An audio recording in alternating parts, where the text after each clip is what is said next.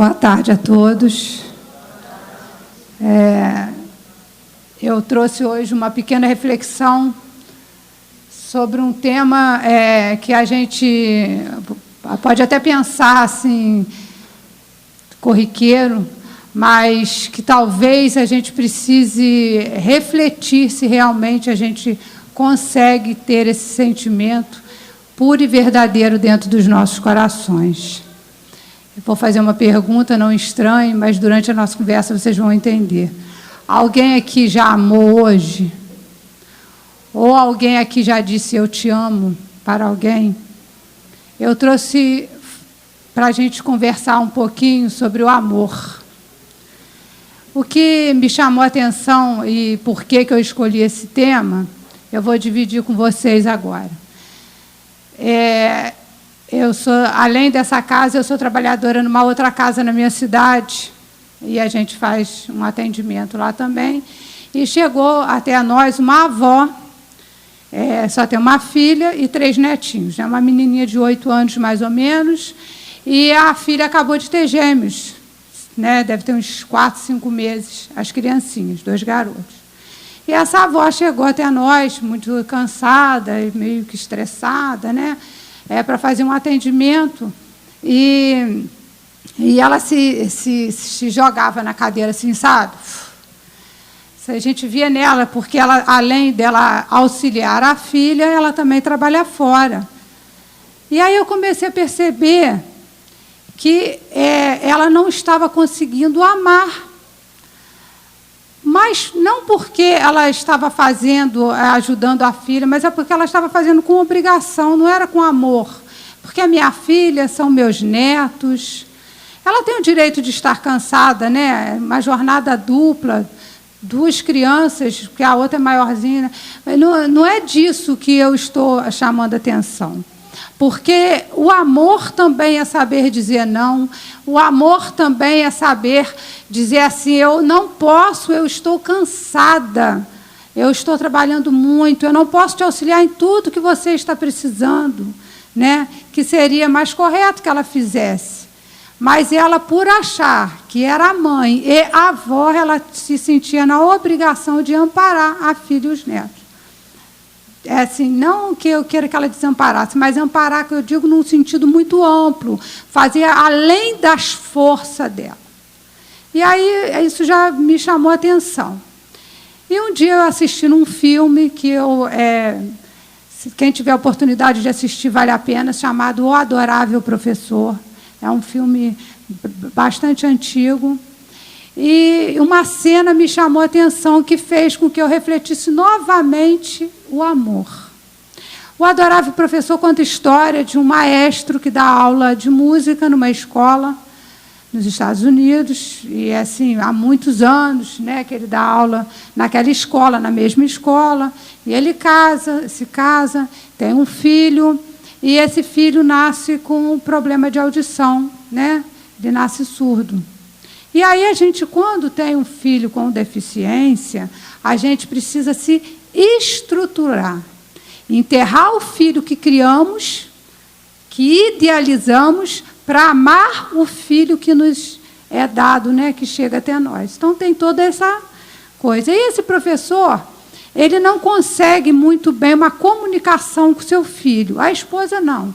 A partir do momento que ela vê que a criança tem um problema de audição, ela corre atrás, ela vai aprender a falar com ele na língua dos sinais, a se comunicar com ele. O professor não, ele só consegue se comunicar muito pouco pela língua dos sinais e na leitura labial.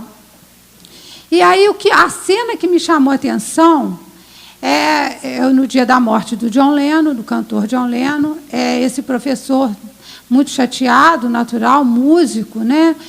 E ele chega em casa, muito abatido, e quando ele chega, o garoto, que já está com uns 14 a 16 anos, mais ou menos, está mexendo num carro, porque tem aptidão para mecânica, está lá no motor de um carro, mexendo, e o menino está assim, abaixado, ele vai, faz um carinho na mão do filho, e aí, quando o filho levanta para falar com ele, ele nota que o filho está com o olho roxo. E aí ele faz assim aqueles sinais, pergunta para ele o que houve, e o menino fala, né, dá a entender que numa briga ele levou um soco. E aí ele fica meio assim, mas ele está tão abatido com a morte de John Lennon, aquela coisa toda, que ele tenta falar com ele, falando, depois a gente conversa. Ele fala para ele, se vira, pega a sua mala, se vira e vai. Aí o menino chama, né, faz um gesto, chama ele, se olha, e aí ele pergunta, o que houve, o que aconteceu, por que ele está abatido. Aí ele tenta explicar ao menino, naquela comunicação falha, ruim, que tinha morrido um homem, assassinado. Aí o menino tenta fazer uma graça, ele fala que não é motivo de graça. E o menino pergunta, mas quem é? E aí ele diz, é um músico, é o John Lennon. Aí o pai diz a derradeira frase, né? Não adianta, você não vai me entender. E vai. Né? Entra, e a esposa está esperando ele dentro de casa, abraça, consola ele, e o filho entra, batendo a porta. E aí ele fica meio assustado, e o menino toca nele assim, com violência, e olha para ele, e aí ele pergunta por que ele acha que ele não sabe quem é o John Lennon e quem são os Beatles. Por que ele acredita naquilo? Por que ele acha que ele não sabe que o que ele gosta, quais são as músicas que ele gosta? Aí o menino diz a ele que ele se interessa mais em ensinar os outros aquilo que ele gosta, a música dele, do que a ele, que é filho. E aí fala uma palavra assim, né, chama ele de idiota, uma coisa assim, ou babaca, alguma coisa, e sai. E aí eu, conversando com o Matão, eu falei assim, a gente não sabe amar, nem os nossos. Esse pai, ele achava que estava amando o seu filho, protegendo da vida lá fora pela deficiência auditiva dele. É compreensível, comum, a gente tende a meio que, né, não deixar, não querer que se machuque, não querer que a vida retribua com, às vezes, meio... E a gente tende a acolher, a não querer que os nossos filhos sofram. E esse pai, equivocadamente, ele estava nessa proteção. E isso não é amor. Esse não é o amor. Não o amor que o Cristo espera de nós. Não o amor verdadeiro. Porque por mais que nós, que somos pais, ou por mais que a gente ame alguém, a gente não pode protegê-los de tudo. De todas as coisas que julgamos ser ruins. Porque se formos pensar assim, nós vamos acreditar que Deus não nos ama. Quando a gente passa por dificuldades. A gente vai questionar esse amor de Deus. E aí, eu trouxe algumas coisas para a gente ir refletindo junto. Eu trouxe para a gente refletir a essencialidade do amor em nossas vidas. Vamos pontuar o que achamos fundamental e o que precisamos buscar aperfeiçoar o amor. Porque o amor, como tudo na vida, também se aperfeiçoa. E o padrão já nos foi dado. Ele já andou, já viveu entre nós. Deixou para sempre um rastro de luz por onde passou. E é nesse rastro dele que devemos seguir. Por isso, buscamos aprender com ele o que é o verdadeiro amor. A gente sabe que esse padrão é Jesus, né? Paulo dizia que o amor do Cristo constrangia ele. Então, se nós já temos entre nós, já tivemos entre nós e temos, né, esse padrão, a gente tem que segui-lo. Se a gente sabe que lá na questão 625 do Livro dos Espíritos, quando Kardec pergunta qual é o modelo e guia da humanidade, nos é dito que é Jesus. Então, modelo e guia. Então, é o modelo a se seguir e seguir a tudo aquilo que ele fez, né? O que ele deixou, para que a gente possa conhecer o verdadeiro amor. Vocês estão atendendo como que a gente acha que ama, e a gente vai, nas pequenas coisas do dia a dia, a gente vai percebendo que a gente se equivoca muito durante o dia, várias vezes, em relação a amar. Então, eu vou lendo, porque eu quero ser bem fiel a tudo que eu preparei, porque eu acho que está bacana. E o primeiro ponto do amor divino, o primeiro ponto que trazemos aqui é o amor água. E sem a água não há vida, né? A gente sabe que um corpo sem água em 6 horas ele morre, né? A gente desidrata. Então, o amor que eu quero trazer é esse amor de água, que hidrata, que nos faz crescer. E aí, então, eu vou lembrar do diálogo de Jesus com a mulher samaritana.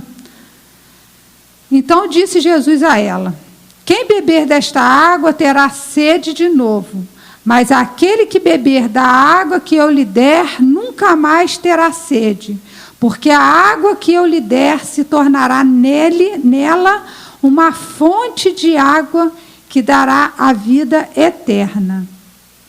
Então, essa água que a gente precisa beber para entender esse verdadeiro amor nos dará a vida eterna. A gente vai começar a ter uma percepção da vida de uma maneira diferente, a partir do momento que nós entendemos o que é esse amor. O amor para o Espírito é aquilo que sustenta todas as outras edificações. Tudo que for feito fora do amor está fadado a perecer, porque o amor é o que traz o selo da eternidade sobre todas as coisas. E sem o amor não é possível frutificar. Sem a água da vida íntima, jamais será. Sem a água da vida, a vida íntima jamais será um jardim abundante de fruto. Quer dizer, nós sabemos que a nossa plantinha, a nossa árvore frutífera, para ela frutificar, para ela dar frutos, para ela crescer, para as flores ficarem, ela precisa de água, né? A gente precisa, e nem em excesso, porque o excesso da água também mata a planta. Então, nós precisamos ter o equilíbrio, né? Não posso aguar demais, porque senão então eu tenho que ter esse equilíbrio. É esse o ponto do amor, principalmente para com aqueles que convivem conosco, para aqueles que estão do nosso lado, para aqueles que vão caminhar conosco nessa existência. Então, para que a gente floresça, a gente precisa dessa água. Para que a gente dê bons frutos, a gente precisa saber amar. O fruto do Espírito são a paz, a harmonia, a felicidade e todas as outras virtudes. São sustentadas pela água viva do amor. É aquele que não ama, portanto, colhe as consequências naturais da esterilidade. E é preciso buscar essa água, porque ela é a única capaz de sustentar todas as outras virtudes. Então, quando a gente não ama, quando a gente não sabe amar, ou quando a gente não ama, a gente é estéril, porque a gente não consegue frutificar, porque a gente não consegue passar adiante tudo aquilo que a gente tem, tudo aquilo que a gente aprendeu, tudo aquilo que a gente pode oferecer de melhor, porque a essência divina já está dentro de cada um de nós, né? Então, a gente precisa aprender a nos aguar com essa água do amor. Aliás, todas as outras acabam sendo filhas diletas do amor, aperfeiçoadas por ele e mantido por ele, que são a humildade, o perdão, a misericórdia. Todas essas todas derivam essa força, que é a força da própria vida. O perdão, a humildade, a misericórdia, ela deriva do amor, que é a fonte da vida. Quando a gente carrega dentro de nós a falta de perdão, a falta de misericórdia, que é uma coisa que nós temos uma dificuldade muito grande de ter com aqueles que ainda não estão no mesmo grau de evolução da gente, porque quando a gente bate de frente com as outras pessoas é porque elas não estão no mesmo grau de evolução da gente. Então, a gente não tem misericórdia. porque nós também já não tivemos esse grau de evolução e outras pessoas tiveram essa misericórdia para conosco. A espiritualidade de luz desta casa, eles têm misericórdia com cada um de nós que aqui estamos, porque eles sabem que a gente ainda é criança, imaturas, infantis espiritualmente, e que temos muito que caminhar.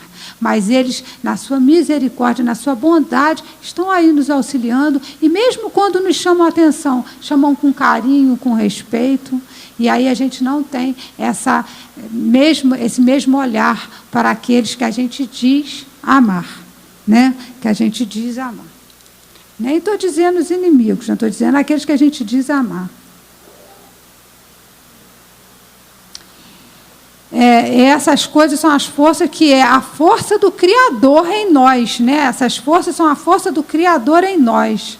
A essencialidade do amor para uma vida espiritual e feliz, para que a gente possa transcender, para que a gente possa crescer espiritualmente, a gente precisa de todas essas coisas dentro do nosso coração. Qualquer caminho que se afaste do amor ou crie barreiras, estará se afastando da proposta central, estará se afastando da legítima integração com Deus. Afinal de contas, a melhor definição que já se deu a Deus é que Deus é amor. Pelo menos a gente escuta muito isso. Como alcançar essa comunhão ou essa integração com Ele se fugirmos dessa essência?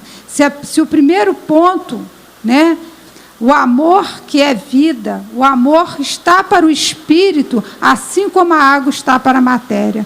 Então, o amor para nós, seres humanos, está para o espírito, o que a água está para a nossa matéria. Como eu disse, se a gente ficar 6 horas sem beber água, a gente se desidrata. Meu sobrinho, em pouco tempo, de 3 anos, chegou no hospital, porque ficou um dia inteiro, né? Estava vomitando, diarreia, aquela coisa toda, não conseguiu se alimentar, já chegou desfalecido no hospital. Por um dia, uma criança que tem uma resistência maior que nós adultos, né? Então, a gente precisa compreender que o amor é o que nos mantém vivo, é o que nos dá força. E que aprendemos com Jesus? O que nós aprendemos com Ele? Que o amor que sacia de fato, não é o amor poço, não é um amor poço, mas um amor fonte.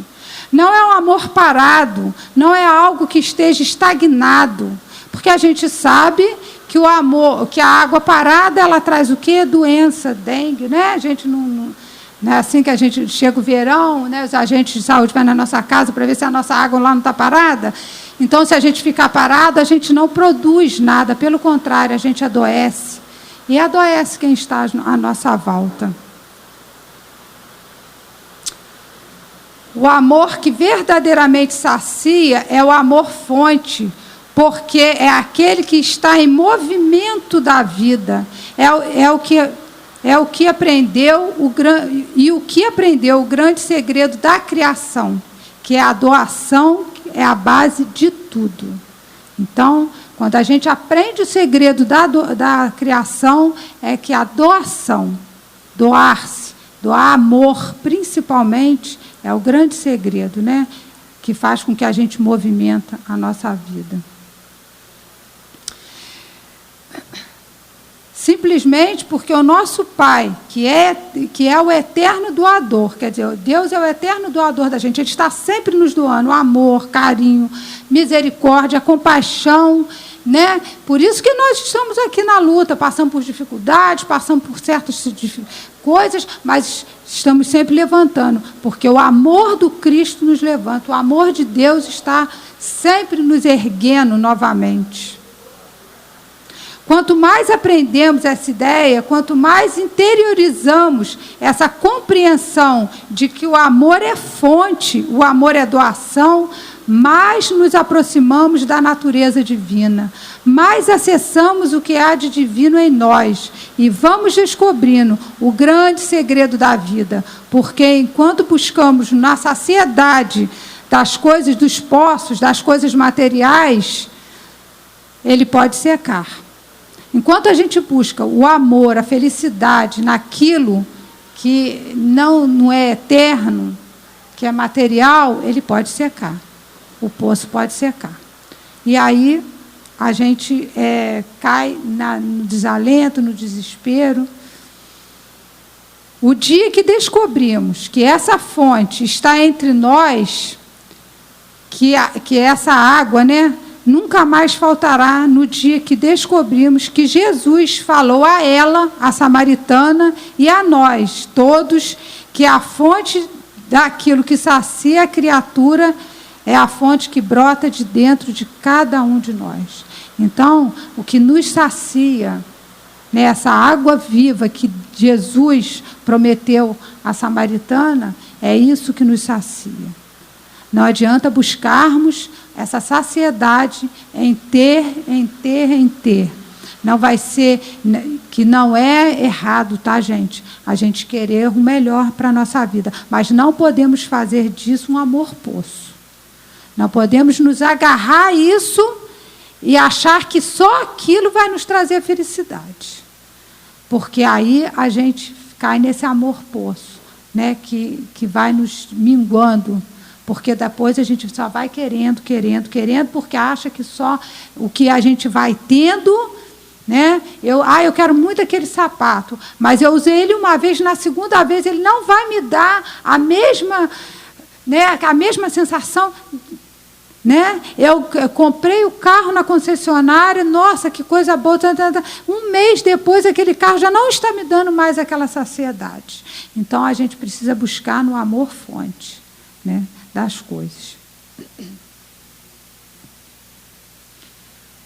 Já me deu perdido aqui.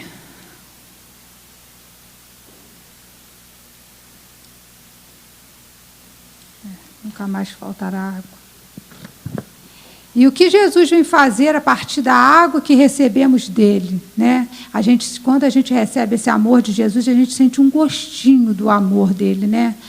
E vamos percebendo que também podemos conquistar esta fonte, né, que está em Jesus e também em nós em potencial. Então vamos dizer que o amor de Jesus é aquele amor fonte. Aí, para a gente entender isso, eu vou ilustrar assim, pelo menos para mim. Quando a gente chega na praia, que a gente às vezes está cansado ou está precisando de umas férias, como a gente se revigora, né? A partir do momento que a gente sente aquele cheiro do mar, que aquela água bate, né, nos pés, ou que a gente vai numa cachoeira, como revigora. E lá no livro Voltei, do irmão Jacó, quando ele fazendo a passagem do desencarne, ele é levado a uma praia para refazer as energias.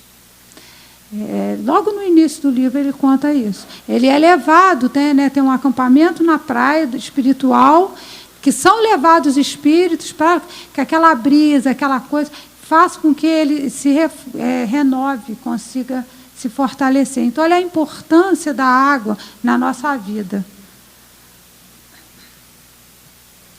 E essa sensação do amor que o Cristo propõe, o amor fonte, que sai de si e vai em direção ao próximo, e nisso descobre a felicidade da vida. Não no aguardar, não em buscar aquelas fontes estabelecidas por nós como objeto, como eu falei, como coisas que nos farão felizes momentaneamente. É o movimento da vida, é sintonizar-se com a natureza de Deus, que é eterna doação. Isso é amor segundo Cristo, a característica da doação. E aí eu trouxe para a gente refletir umas palavras de Emmanuel, que está lá no livro Vinha de Luz, na lição 82. Quem ama o Cristo Jesus guarda a confiança em Deus, é feliz na renúncia e sabe alimentar-se de esperança. Então, quando a gente ama verdadeiramente o Cristo, a gente confia, a gente se entrega, a gente se coloca na mão dele. Hoje de manhã, quando a gente estava vindo para cá, eu falei isso com o Matom, que nada, tudo que nos acontece é permitido por Deus. Alguma lição a gente tem que tirar dessa situação. Pouco mais abaixo, ele conclui assim: Problemas da alma não se circunscrevem às questões do dia ou de semana terrestre, nem pode viver condicionado à deficiência física. São problemas da vida, de vida, renovação e eternidade. Não te canses, pois, de fazer o bem, convencidos, todavia, de que a colheita por suas próprias mãos depende de prosseguires no sacerdócio do amor sem desfalecimento. Então, quando eu perguntei aqui hoje se alguém já amou, se alguém já disse eu te amo, é por isso.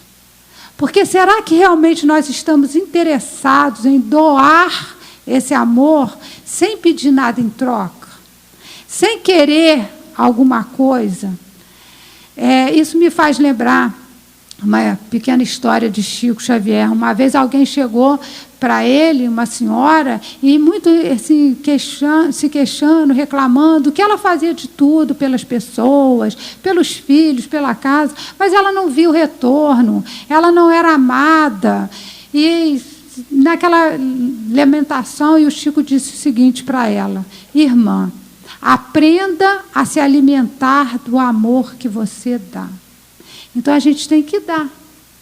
Se a gente vai receber, é outro caso. Mas a gente está fazendo a nossa obra.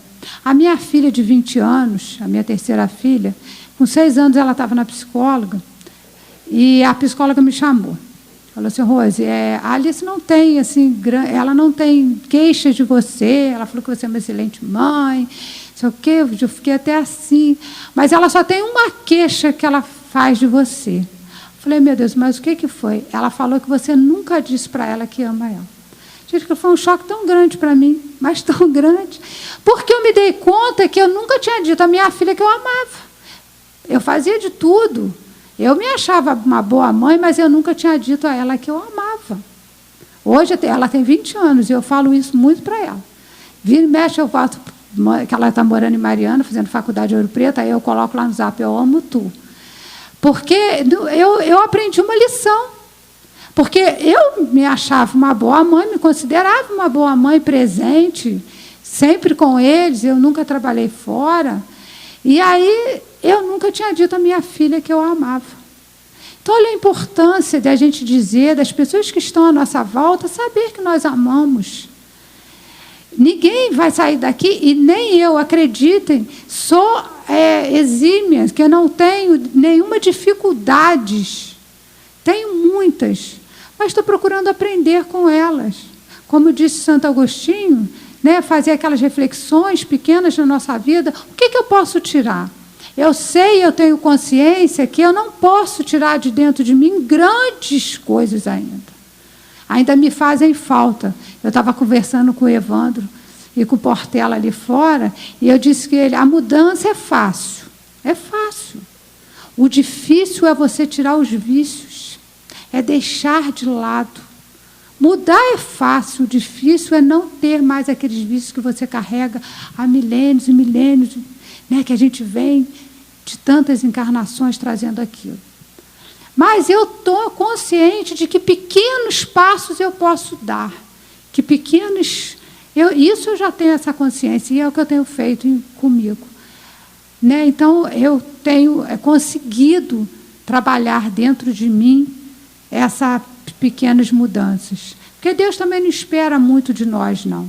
Jesus perguntou, quando Pedro falou que a multidão estava com fome, ele perguntou: o que tendes? Né? E era 2 pães e 5 peixes. Não era muita coisa para uma multidão. Ele só perguntou: o que tendes? E ele pergunta toda hora: o que tens? O que tens para mim? Senhor, hoje eu só tenho isso, mas eu tenho alguma coisa para dar. Que nós tenhamos alguma coisa para dar quando ele perguntar: o que tens? Eu só tenho isso, mas eu tenho alguma coisa para dar. E para encerrar, eu gostaria que eu recebi essa frase, eu vou dividir com vocês. Continue semeando o amor.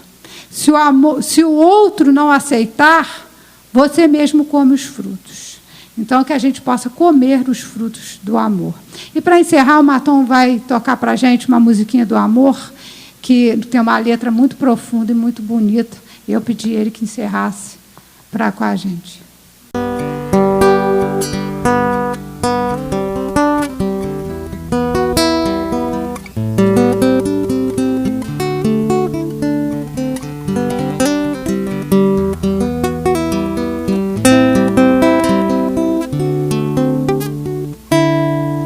O amor pode ser como um sol nas trevas de alguém.